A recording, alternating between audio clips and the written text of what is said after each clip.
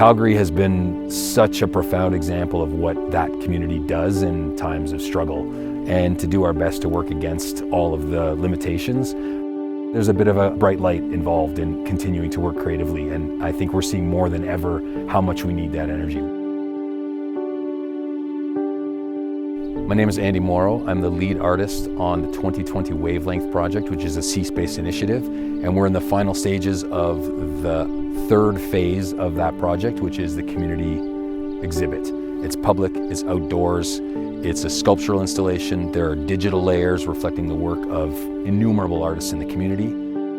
cSPACE is, I would offer that it's one of the best things about Calgary in terms of a hub, in terms of a space and a place that it has been very consciously created to bring artists and creative minds and what I would call creative Calgary together under one roof, to have affordable resources, to have a very customized, tailored creative space to work in, to be able to engage with a larger community of artists, and then also to create a destination for the public to come to and get to know creative Calgary.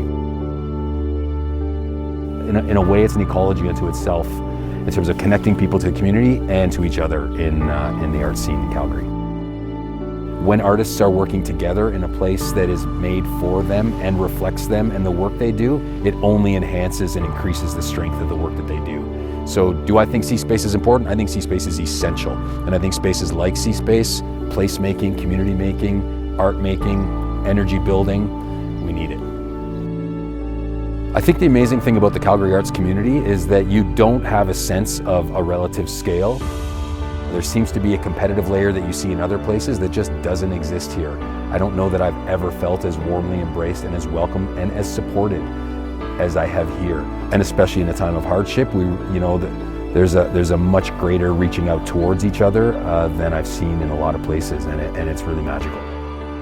What drew me to the 2020 Wavelength Project is really, first and foremost, the degree to which it integrated community practice, gave me space as a scenographer, as somebody who works in collaborative media like theater, to have a platform to reach out to those artists, bring that energy into one place, and then show it to the larger community. The profundity of that moment when those artists who had, at that time it had only been maybe 4 or 5 months, to walk into that theater space and be asked to do their thing, like, I'll probably cry now, because the emotion was so high for people to be able to do their thing.